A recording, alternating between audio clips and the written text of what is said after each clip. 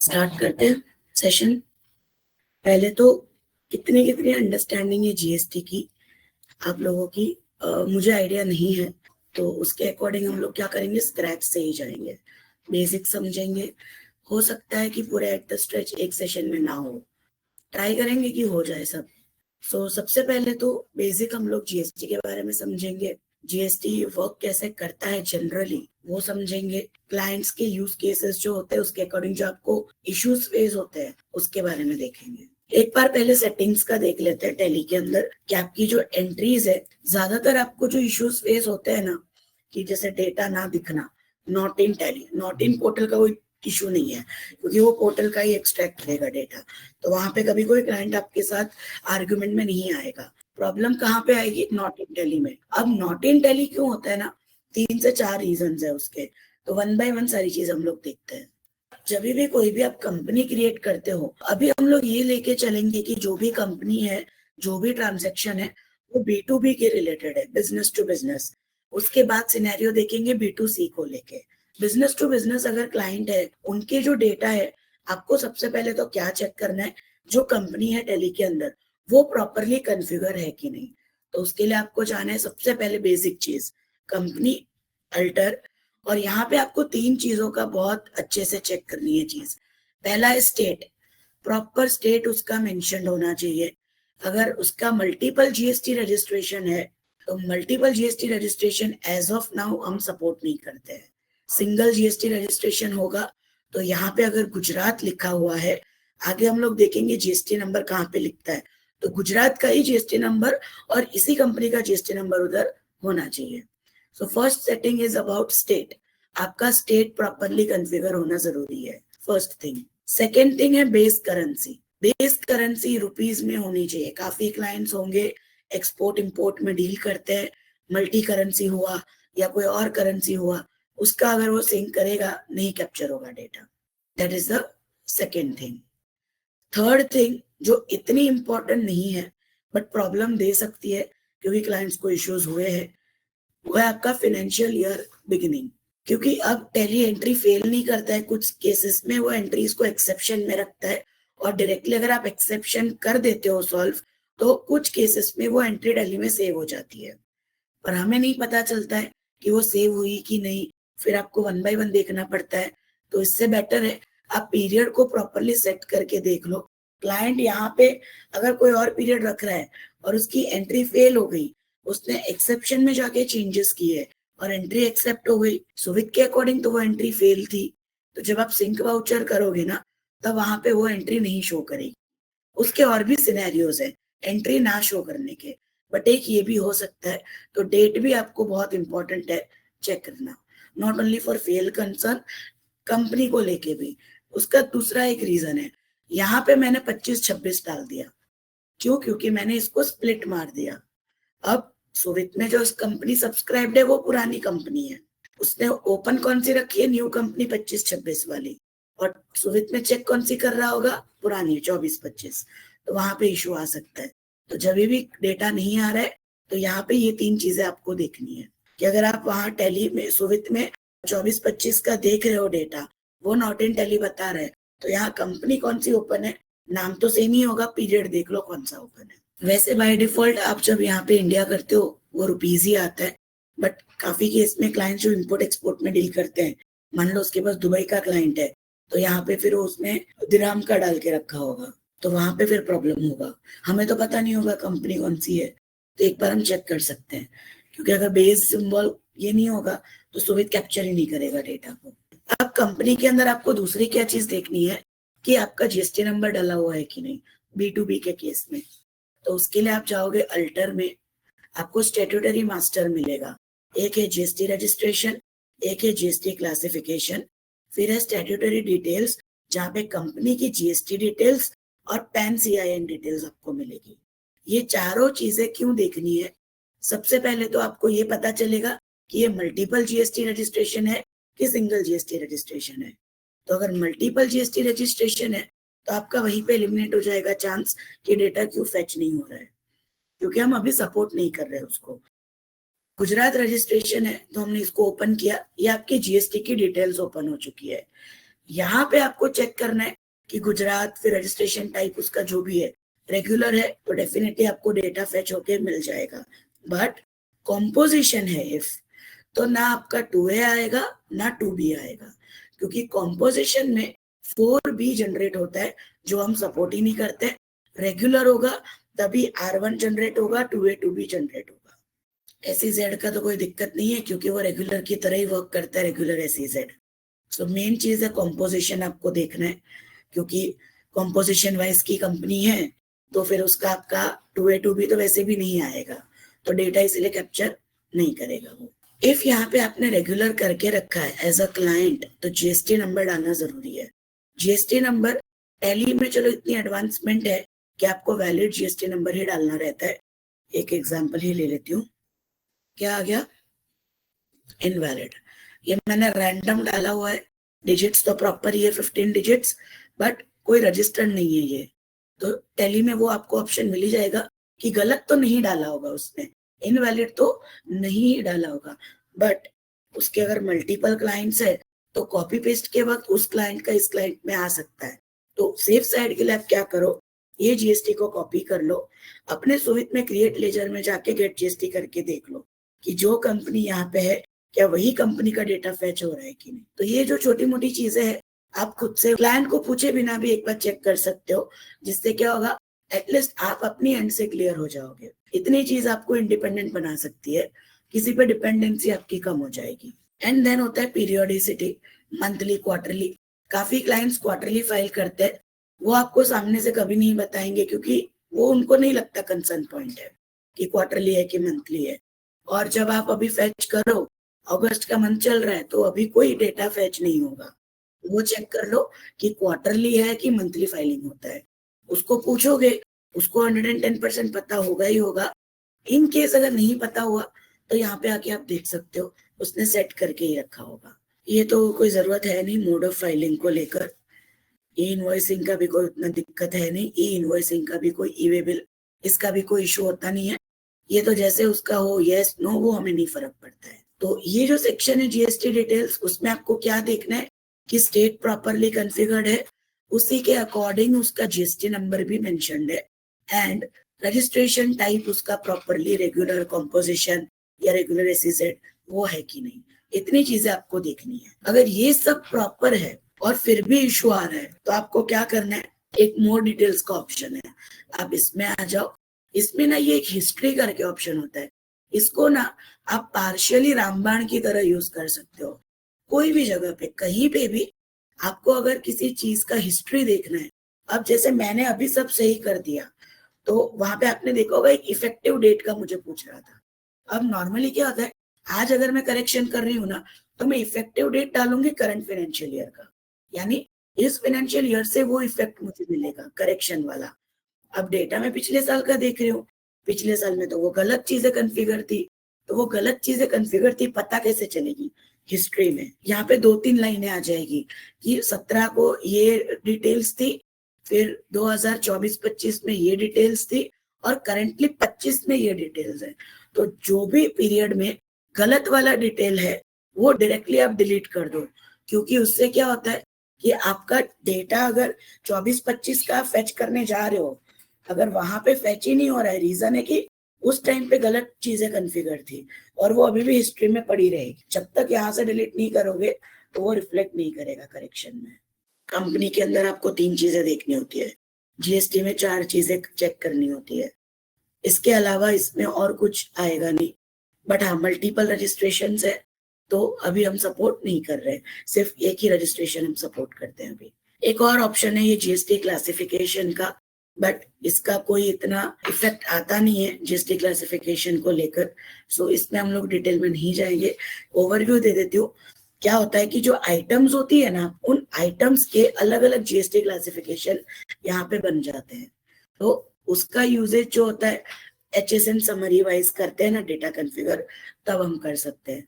But उतना इसका sink voucher करके या डेटा सिंक्रोनाइजेशन में इतना इफेक्ट नहीं आता है उसमें। अभी के लिए तो मैंने डायरेक्टली यहाँ से मतलब कंपनी जीएसटी डिटेल्स में ही आई हो, तो इसको आप सिंपल ओपन कर दो एंटर करके। आपको जीएसटी को लेके कंपनी पॉइंट ऑफ व्यू से जितनी चीजें देखनी होगी ना, वो आप कहाँ पे आओगे, सीधा अल्टर एंड लास्ट के 2 ऑप्शन है।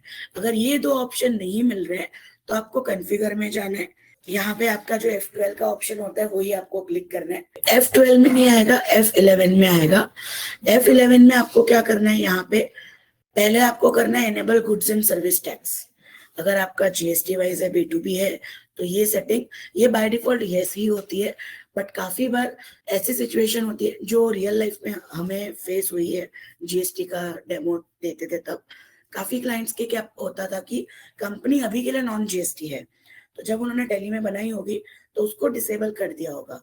फिर जब बिजनेस उनका एक लेवल क्रॉस करता है, जैसे 20 लाख 40 लाख का रेवेन्यू, तब वो लोग को यहाँ पे जीएसटी नंबर लेना पड़ता है। तो उन्होंने वहां पे जीएसटी कॉन्फ़िगर नहीं किया होता है, तो यहाँ पे आके आप जीएसटी कॉन्फ़िगर कर सकते हो। आप यस करोगे तो ये वाला अगेन सेक्शन ओपन होगा। इसमें आपको पहले मेन चीजें कॉन्फ़िगर कर लेनी है। के बाद हम आते हैं यहाँ पे रेट एंड रिलेटेड डिटेल्स। ये वाला हम लोग देख रहे थे, GST rate and related details. So basically क्या होता है कि आपका जो भी पर्टिकुलर कंपनी है, वो कंपनी अगर किसी एक ही सर्विस, एक ही प्रोडक्ट में अगर डील कर रहा है, जैसे कि सुवित का एक ही प्रोडक्ट है सुवित सॉफ्टवेयर, और उसके पास एक एसएसी होता है। एसएसी मतलब सर्विस का कोड है। यस, जस्ट लाइक प्रोडक्ट के लिए एचएसएन होता है, सर्विस के लिए एसएसी होता है। तो एसएसी जो है वो एक ही है अगर आपके पास ओवरऑल पूरी कंपनी में, तो आप क्या कर सकते हो, यहीं पे रेट्स डिफाइन कर सकते हो। तो वो कैसे होगा, सिंपल, जैसे आप लेजर्स या आइटम्स में डिफाइन करते थे, वो आप यहाँ पे कर सकते हो। अब रेवेन्यू पे डिपेंड करता है कि आपका एचएसएन 4 डिजिट का हो सकता है, 6 डिजिट का हो सकता है, 8 डिजिट का हो सकता है। वो लिमिट्स नहीं आइडिया है हमें अभी के लिए, मुझे नहीं पता है, बट वो लिमिट जाने की जरूरत नहीं है। हमें बस चेक करना है कि वो वैलिड एचएसएन होना चाहिए 4, 6 और 8 डिजिट वाला। तो यहाँ पे आ जाएगा। डिस्क्रिप्शन तो ऑप्शनल है, इफेक्टिव डेट आप डाल सकते हो, and then GST rate and related details, तो वो आप यहाँ पे सेट कर सकते हैं। यहाँ पे जब आप एचएसएन और जीएसटी को स्पेसिफाई करते हो, अब क्लाइंट पॉइंट ऑफ व्यू से आपको सोचना है। अभी आप सिर्फ एक ही प्रोडक्ट में डील कर रहे हो, अगर कल जाकर आपके पास मल्टीपल प्रोडक्ट्स आ जाते हैं, फिर ये सेटिंग आपके कुछ काम की नहीं है, तो यहाँ पे आकर आपको चेंजेस करने पड़ेंगे। बट अगेन काफी सिनेरियोस में ये एब्सेंट होती है चीज। यहाँ पे सेट है तो 18 ही लगाएगा फिर सॉफ्टवेयर, और जब क्लाइंट बोल रहा है कि उसका डेटा मिसमैच हो रहा है, आप देख रहे हो अनसर्टेन में, तो अनसर्टेन में वो आप कितना भी ट्राई कर लो, वो डेटा हटेगा ही नहीं। वो जीएसटी वाला जो ऑप्शन आता है कि rate and amount is mismatch, आप देखोगे कि अच्छे से 12% लगा है स्टेट पे, उसमें भी प्रॉपर लगा है, प्लेस ऑफ सप्लाई भी सही है, तो फिर आपको यहाँ पे आके चेक करना होता है। अगर जीएसटी को लेके आप कुछ भी चेक कर रहे हो, डेटा अमाउंट मिसमैच को लेकर, वो आप यहाँ पे चेक करोगे। B2B के जो ट्रांजेक्शन होते हैं ना, दोनों में बिजनेसेस इन्वॉल्व होते हैं। खरीदने वाला भी बिजनेस है, बेचने वाला भी बिजनेस है।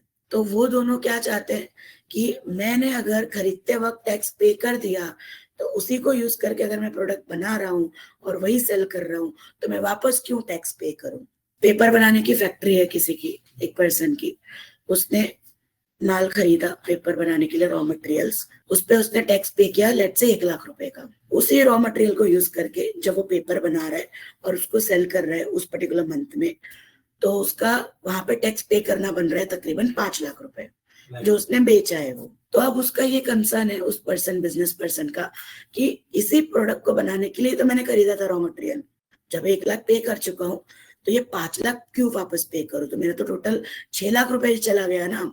तो गवर्नमेंट ने क्या बोला कि चलो तुम मुझे प्रूफ दो कि तुमने खरीदा है, और जिससे खरीदा है वो प्रूफ देगा कि तुमने खरीदा है। तो जब सेलर जिससे उसने खरीदा है वो टाइमली रिटर्न फाइल करेगा 10 तारीख को, तब जाके इसको अपना परचेज में दिखेगा 14 तारीख को, और तब जाके वो 20 तारीख को 3B फाइल करेगा कि ये देखो ये मेरे सेलर ने फाइल किया कि मैंने उसको 1 लाख पे कर दिया है। तो अभी क्या होगा, उसका जो बन रहा है 5 लाख पे करना, उसमें से ये 1 लाख रुपए माइनस हो जाएगा, और पे कितना करना है अब उसको, 4 लाख रुपए। तो इसीलिए जब आप फेस कर रहे हो क्लाइंट्स को, तो उनका जो अर्जेंसी होता है ना कि मुझे फटाफट करके, तो वो इस रीजन से होता है कि अगर स्किप हो गया तो सामने वाले को तो अब चाहिए होता है क्लेम, वो नहीं मिलेगा तो वो उसके साथ कुछ भी मतलब हो सकता है, इशू, पेनल्टी लग सकती है, तो वो सारी चीजें होती है। That's why it is crucial to file R1 on time. और R1 फाइल टाइम पे करने के लिए उसका डेटा प्रॉपरली गैदर होना जरूरी है। और जब फाइलिंग हो जाए, परचेजर को पता चला कि इसने मेरा जीएसटी नंबर ही गलत डाल दिया या इसने मेरी अमाउंट गलत डाल दी, तो क्या होगा, वो इन्फॉर्म करेगा सेलर को कि तुमने तो गलत डिटेल्स डाली है। तब पिक्चर में आता है रिकंसिलिएशन। सेलर को तो यही है ना कि मैंने तो सही किया था, अब गलत क्या है वो उसको चेक करना है। तो 3 सिनेरियो होते हैं। या तो परचेजर ने आइडेंटिफाई किया कि उसका पूरा बिल ही गलत डाला है उसने, यानी इसके जीएसटी नंबर की जगह किसी और का जीएसटी नंबर डाल दिया, that is the first scenario. Second scenario, detail सही डाली है बट अमाउंट वगैरह कुछ ना कुछ गलत डाल दी है, तो इसका क्लेम कम ज्यादा हो जाएगा। एंड तीसरा सिनेरियो होता है कि उसने फाइल ही नहीं किया 10 तारीख को। अब फाइल नहीं किया तो ये इस महीने तो ले ही नहीं सकता है क्लेम, इसको अगले महीने पे जाना पड़ेगा और तब तक उसको वेट करना पड़ेगा। तो ये 3 सिनेरियो में प्ले होता है पार्ट रिकंसिलिएशन का। कि रिकंसिलिएशन वक्त सीए देखेगा क्या मैंने बिल नंबर गलत डाल दिया, तो ट्रेडिशनली क्या होता है, एक्सेल लेके बैठेगा, टैली में एक एक एंट्री वो चेक करेगा। सुविध के थ्रू क्या, एक सिंक करो और सारा डेटा टैली पे आ गया, सुविध पे आ गया, क्रॉस चेक करेगा सुविध और बता देगा कि पार्शियल मिसमैच है, नॉट इन टैली। अब नॉट इन टैली हुआ तो उसको पता चल जाएगा कि नहीं, मैंने सही में डेटा गलत डाला था, क्योंकि बिल नंबर पोर्टल पे ये गया, जाना ये चाहिए था। वैसा जो 3B फाइलिंग होती है ना, 3B फाइलिंग का मतलब ही होता है कि आप पूरा उसमें चेक करोगे आपका कि आपका R1 बना 5 लाख का, 2B आपका 1 लाख, वो प्रॉपर आपको लग रहा है, तो वहां पे फिर पेमेंट का ऑप्शन होता है, उसको क्लिक करके 4 लाख रुपए आपको पे कर देना है। हर महीने की 28 तारीख को 3B आपका फाइल होता है, सॉरी 20 तारीख को होता है। अगर सेलर ने फाइल नहीं किया, परचेजर को लगा कि उसने तो फाइल कर ही दिया होगा और ये भाई साहब ने उसका क्लेम ले लिया, उसको भी पेनल्टी लगेगी। गवर्नमेंट बोलेगा कि तुम तो फ्रॉड कर रहे हो, तुम्हारा कोई बनता नहीं है लायबिलिटी इतना, तो तुमने कम कैसे पे किया, तो उसको भी फाइन लग सकता है। तो हमने स्टैट्यूटरी यानी कंपनी पॉइंट ऑफ व्यू से सेटिंग्स को देख लिया, आपको जो चेक करना है। अब टैली के अंदर जब आपकी एंट्री प्रोसेस हो जाती है तो काफी लोगों को ये कंसर्न आया होगा कि टैली में डेटा तो आ जाता है बट वो कहाँ दिखता है, अनसर्टेन में दिखता है। अनसर्टेन में क्यों दिखता है, क्योंकि as per Tally and accounting standards आपकी एंट्री फिट नहीं है फाइलिंग के लिए। एंट्री कब फिट नहीं होती है, सबसे पहली चीज, हम चले जाते हैं डिस्प्ले में, डिस्प्ले मोर रिपोर्ट्स में आपको जाना है, स्टैट्यूटरी रिपोर्ट्स में, इसमें आप आ जाओगे जीएसटी रिपोर्ट्स में। इसका शॉर्टकट क्या होगा, जैसे लेजर एंट्री देखने में आप DAL करते हो, इसके लिए आप करोगे DOG। जैसे आप जीएसटी रिपोर्ट्स ओपन करेंगे, R1 आ जाएगा, 3B आ जाएगा। ज्यादातर क्लाइंट्स जो होते हैं जिनको सिर्फ अपने पेमेंट से मतलब है, वो डेटा सेंड करने के वक्त सिर्फ 3B में देखेंगे। 3B में आओ, R1 में आओ, 2A 2B के रिको में आओ, ऐसी ही स्क्रीन आपको मिलेगी। यहाँ पे जब आप आते हो, जो भी आपका पीरियड सिलेक्टेड है, ये डेटा क्लाइंट सीधा देखने को आएगा यहाँ पे। अगर ये उसको नहीं दिख रहा है, ब्लैंक है, तो उसका मतलब अनसर्टेन में सारा डेटा उसका पड़ा हुआ है। जस्ट एक बार फिल्टर कर लेते हैं। अनसर्टेन में जो एंट्रीज है इसको आप ओपन कर लो। सो यहाँ पे क्या आ रहा है, reason GST registration details of the company are invalid और नॉट स्पेसिफाइड। ये रीजंस जो होते हैं ना, टैली ने बहुत ही स्पेसिफिक लैंग्वेज में ही लिखा है, मतलब इजी लैंग्वेज है। इससे आपको क्या समझ में आ रहा है कि कंपनी की जो जीएसटी रजिस्ट्रेशन डिटेल्स है वो स्पेसिफाई नहीं की गई है या तो इनवैलिड है। आप हो कहाँ पे अभी, 3B के अंदर। 3B में कब आते हो, जब आपका B2B डेटा है। तो अगर B2B है तो टैली को क्या चाहिए, जो पार्टी है और जो कंपनी है दोनों में जीएसटी नंबर होना चाहिए। कहीं पे भी मिसिंग होगा तो ये एरर बताएगा। तो इसीलिए वो क्या लिखता है, इनवैलिड और नॉट स्पेसिफाइड। इनवैलिड हो सकता है या तो स्पेसिफाई ही नहीं किया है, दोनों हो सकता है। तो आपको क्या करना है, मैंने गलत जीएसटी नंबर डाला था इसलिए वो ये बता रहा है। अब अगर मैं कोई सही जीएसटी नंबर डाल दूं तो ये सारा डिटेल यहाँ से हट जाएगा। आप जैसे यहाँ पे आओगे वो डायरेक्टली आपको जीएसटी नंबर को चेंज करने के लिए ही बताएगा। और यहाँ पे अगर सही जीएसटी नंबर है तो आप क्या करोगे, जाओ वापस जीएसटी रजिस्ट्रेशन में, मोर डिटेल्स में जाओ। ये डेटा मेरा 17 से 25 का है, तो देखो कि 17 से 25 के बीच में मोर डिटेल्स में कितनी हिस्ट्री है। और जो भी हिस्ट्री है सब डिलीट करो, जो करेक्ट आपको चाहिए वो वहां पे एंटर कर दो, क्योंकि हो सकता है मैंने जो डेट यहाँ पे दिखा रही है उसमें से 2 साल में जीएसटी नंबर ही ना डाला हो, तो वो फिर कैप्चर ही नहीं करेगा उतने रेंज को। तो इट्स बेटर आप वहां पे करेक्शंस कर सकते हैं। तो पहले मैंने जीएसटी का जो है सेटिंग्स वो इसलिए कवर किया क्योंकि अब यहाँ पे जितने भी डिटेल्स है ना वो वहां पे लूप होने वाले हैं। नॉट रेलेवेंट टू रिटर्न में क्या होता है कि जो भी आपका ट्रांजेक्शन है ना वो जीएसटी के रिलेटेड नहीं होता है। तो जब आप किसी भी ट्रांजेक्शन में आओ और अगर वो नॉन जीएसटी का होगा तो नॉट रेलेवेंट बताएगा। नॉन जीएसटी कैसे आइडेंटिफाई होगा? जो पार्टी इन्वॉल्व है वो B2B अगर आप कर रहे हो जीएसटी के लिए, पहले तो कंपनी में जाके देखो जीएसटी रजिस्ट्रेशन क्या है, वो प्रॉपर होगा। तो यहाँ पे आके देखो कि पेमेंट रिसिप्ट या कॉन्ट्रा वाउचर या जर्नल वाउचर की एंट्री नहीं होनी चाहिए। जो भी पार्टी इन्वॉल्व होगी उसका यहाँ पे अगर आपने रेगुलर डाल दिया बट जीएसटी नंबर नहीं डाला होगा तो नहीं चलेगा, वो एंटर करना पड़ेगा। वो भी सही है। तो अगेन जो मैंने रामबाण बताया, मोर डिटेल्स में जाओ, जीएसटी रजिस्ट्रेशन डिटेल्स में देखो क्या आ रहा है, क्योंकि हो सकता है कि जिस डेट की एंट्री है उस डेट रेंज में यहाँ की सेटिंग कुछ और होगी, तो इस वजह से वो नहीं पकड़ेगा। उसने उसमें रेगुलर डाला ही नहीं होगा, अनरजिस्टर्ड डाल के रखा होगा, दैट्स व्हाई। ठीक है, अभी जो है ना इसमें क्या बता रहा है, एज पर कंपनी ग्रुप। तो अगर एज पर कंपनी ग्रुप है तो पहले देख लो कि कंपनी में कुछ सेट करके रखा है कि नहीं, क्योंकि नहीं सेट होगा तो उसमें प्रॉब्लम आएगा। आप बता रहे हो कि ये स्पेसिफाई उसने करके रखा है, तो हम स्पेसिफाई करके टैक्सेबल 18। अब उसके सीन में क्या होगा, उसने भी ये चेंज किया होगा। ठीक है, अब ज्यादातर क्या केस होता है कि क्लाइंट्स क्या करते हैं कि जो एंट्री की डेट करंटली ओपन होती है यहाँ पे, जैसे आज की डेट टैली में क्या बता रही है 2 फेब, तो यूजुअली वो लोग यही लेके चल लेते हैं और इसको कर दो आप सेव। अब जब आप मोर डिटेल्स में जाओगे यहाँ पे, इसमें आपको जाने जीएसटी रिलेटेड डिटेल्स, क्योंकि ये आपका कंसर्न है। यहाँ पे आपको देखना है कि जो एंट्री है कौन सी डेट की एंट्री में प्रॉब्लम आ रही है और वो डेट में इसमें से क्या चीज मैच कर रही है। फॉर एग्जाम्पल उसकी एंट्री जहाँ पे प्रॉब्लम आ रही है वो 2 फेब के पहले की है, तो उसमें तो हमने कोई जीएसटी सेट ही नहीं किया था, तो भले आपका बाहर विजुअली सेट है बट फिर वो डेट पे डिपेंडेंसी चली जाती है, तो वो एक बार आपको चेक करना है। यहाँ पे जो होगा, अब आपकी जो डेट है वो 1 जनवरी 24 की है, तो आप यहाँ पे क्या कर दो 1 जनवरी 24। अब आप जाके यहाँ पे सिस्टम इन्फर्ड, इसके जगह पे ये लोकल टैक्सेबल।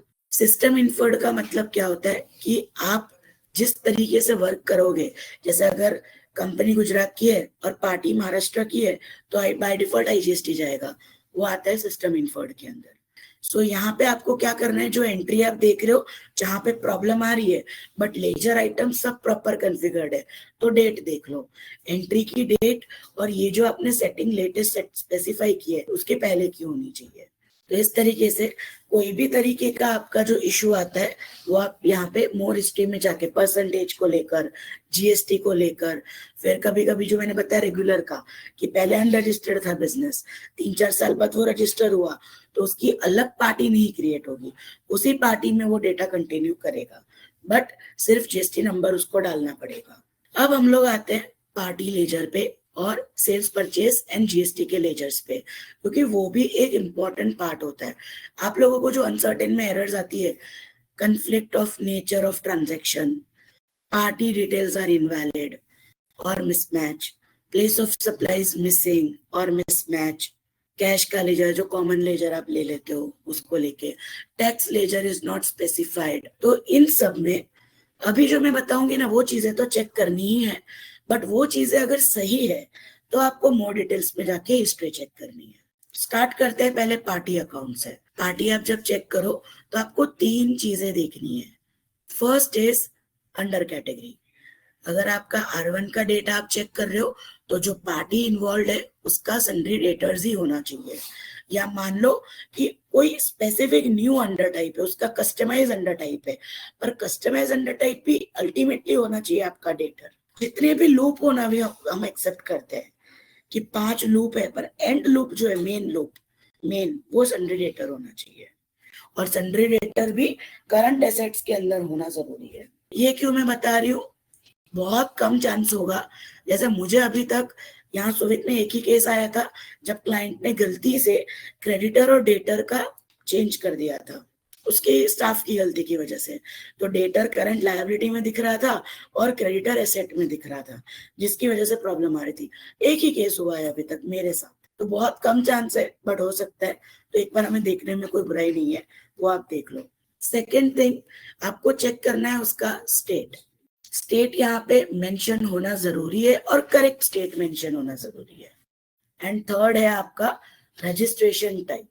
अगर यहाँ पे रेगुलर डाल के रखा है तो मेक श्योर कि सही जीएसटी नंबर होना चाहिए या जीएसटी नंबर एग्जिस्ट होना चाहिए। ब्लैंक होगा नहीं चलेगा, डेटा फैच नहीं होगा। और लास्ट में एक ऑप्शन है set alter additional GST detail, जो नो होता है उसको आप यस करोगे ना तो ये एडिशनल जीएसटी डिटेल्स आपको पूछेगा। यहाँ पे भी चेक करो कि उसने स्टेट महाराष्ट्र रखा हुआ है, क्योंकि जब आप सेल करोगे ना तो उस वक्त यहाँ पे प्लेस ऑफ सप्लाई जो है इस पार्टी का महाराष्ट्र ही रहेगा, क्योंकि एज अ सेलर डेमो जो कंपनी है वो गुजरात की है, बट उसके लिए यह पार्टी महाराष्ट्र में एग्जिस्ट करती है, तो महाराष्ट्र ही रखना है यहाँ पे। ये बाकी पार्टी ट्रांसपोर्टर का तो कोई रिक्वायरमेंट इतना है नहीं, बट अगर इसको आप यस करते हो तो यहाँ पे आपको ट्रांसपोर्टर आईडी डालना पड़ता है। ये इतना इंपॉर्टेंट नहीं है, बट रिवर्स चार्ज मैकेनिज्म जो लोग यूज करते हैं उसमें कुछ लोगों को इसकी जरूरत होती है, दैट्स वाई। यहाँ पे भी आपको मोर डिटेल्स सेम उसी तरीके से मिल जाएगा। इसमें HSN का कुछ नहीं आएगा, डायरेक्टली रजिस्ट्रेशन डिटेल्स ही आपको पूछेगा। यहाँ पे भी आपको एक बार चेक कर लेना है रीजन, कि मैंने अगर कंपनी जब क्रिएट की तब गुजरात रखा हो एंड कुछ रीजन की वजह से मेरा बिजनेस महाराष्ट्र शिफ्ट हो गया और मैंने यहाँ पे चेंज कर दिया है, तो हिस्ट्री में वो रिफ्लेक्ट करना पड़ेगा। अगर हिस्ट्री रिफ्लेक्ट कर रही होगी तो वो फिर कॉन्फ्लिक्ट क्रिएट कर सकता है वहां पे। या तो हिस्ट्री में आप बता सकते हो कि सर आप जिस साल का देख रहे हो तब आपका बिजनेस गुजरात में बेस्ड था, तो आपका SGST CGST शो करेगा, ना कि IGST। तो पार्टी में आपको 3 चीजें क्या देखनी है, डेटर्स, क्रेडिटर्स, सेल्स परचेज के नेचर के अकॉर्डिंग वो देख लो, स्टेट और स्टेट के अकॉर्डिंग उसका GST नंबर चेक कर लो, कॉम्पोजिशन रेगुलर वो भी चेक कर लो। अगर कंपनी जो है पर्टिकुलरली वो कॉम्पोजिशन है और सामने वाली जो पार्टी है वो रेगुलर है, तो आपका जो सामने वाली पार्टी है ना उसका 2A2B जनरेट होगा। बट जो कंपनी है वो अगर परचेजर की तरह एक्ट करेगी तो उसका 4B जनरेट होगा। कंपनी जो कॉम्पोजिशन होगी वैसा क्लाइंट आएगा कि सर मेरा API कॉन्फ़िगर नहीं बता रहा है।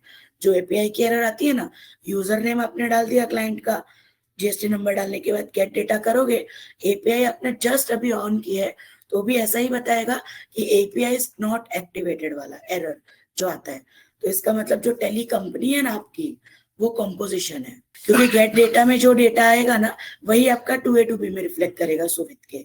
तो उस हिसाब से अगर 2A2B में नहीं आ रहा है, एक और ये चीज आप कर सकते हो, अगर आपने क्लाइंट का स्पेसिफिकली सिर्फ 2A2B का दिखा रहे हो और आपने डेटा फेच किया, R1 आ गया, 2B2 आया ही नहीं, क्लाइंट ऐसा बोल रहा है, तो गेट डेटा में चेक करो API वाली एरर आ रही है, इसका मतलब वो कॉम्पोजिशन पार्टी है। आपको फिर इसमें आके देखने की भी जरूरत नहीं है हिस्ट्री में, सीधा आप उसको बोल सकते हो फिर आपके GST पोर्टल पे देखो आपकी पार्टी कॉम्पोजिशन है, क्योंकि पोर्टल पे सब लाइव डेटा होता है। तो ये एक शॉर्टकट है कि R1 फेच हो गया, 2B2 फेच नहीं हुआ है, तो एक बार गेट डेटा जो परचेस वाला सेक्शन है वहां गेट डेटा करके देखो। API ऑन करके भी API इज नॉट एनेबल आ रहा है, तो वो 110% कॉम्पोजिशन पार्टी है। पार्टी के अंदर की कॉन्फ़िगरेशंस आपको चेक करके उसके बाद आप कहाँ पे जाओगे, सेल्स और परचेस के मास्टर्स पे जाओगे। सेल्स एंड परचेस में अगर आपका डेटा HSN वाला है यानी कि विथ आइटम है, तो वैसे तो सुवित के थ्रू सेंड किया हुआ डेटा में एक फेल वाला आ ही जाता है, इन्वेंट्री एलोकेशन वाला, नो अकाउंटिंग एलोकेशन, तो उसकी केसेस बहुत कम आएंगे आपके पास अगर क्लाइंट ने सुवित से डेटा सेंड किया हो तो।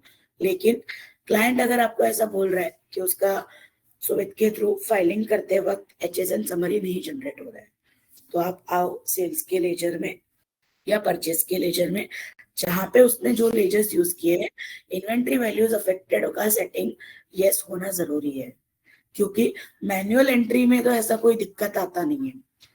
मैनुअल एंट्री हो जाती है अगर आप नो भी रखोगे तो, उतना डिटेल फैच मतलब अनसर्टेन में जरूर जाता है बट कोई प्रॉब्लम देता नहीं है।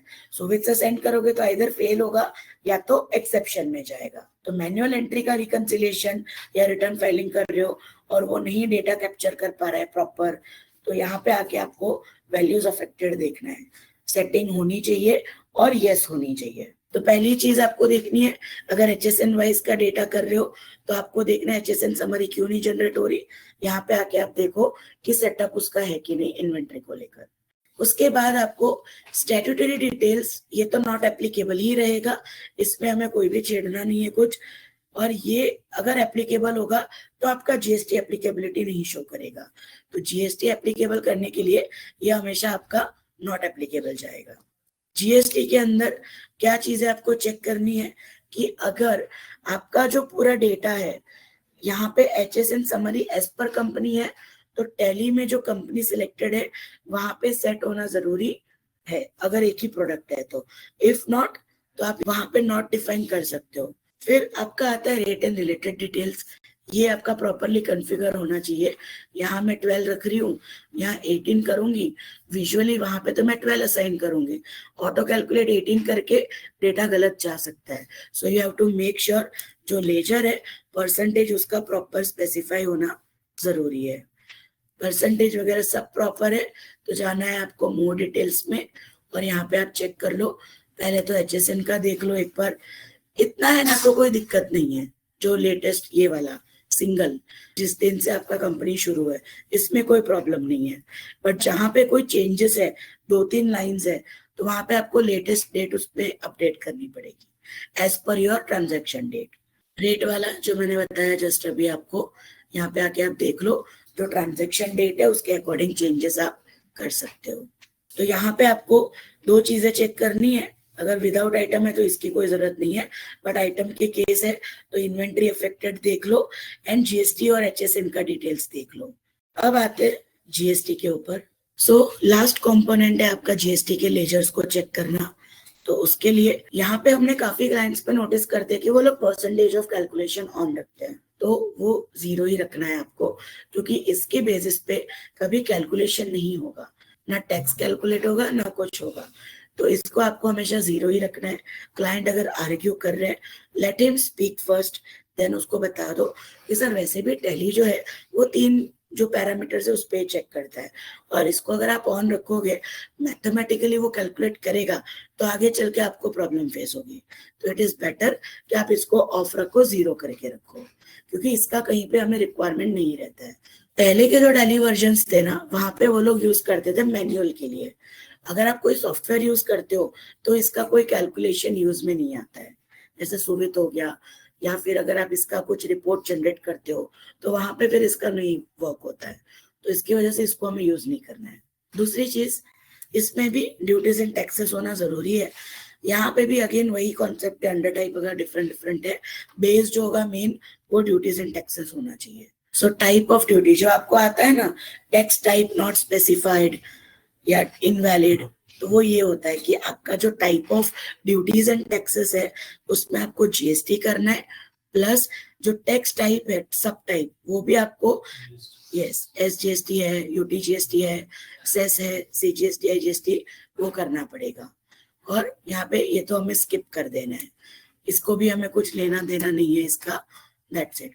अब यहाँ पे काफी क्लाइंट्स के केस में आप देखोगे तो SGST UTGST जो है वो एक ही रहेगा, तो यहाँ पे वो लोग SGST और UTGST कॉमन यूज कर सकते हैं, उसमें कोई दिक्कत नहीं है।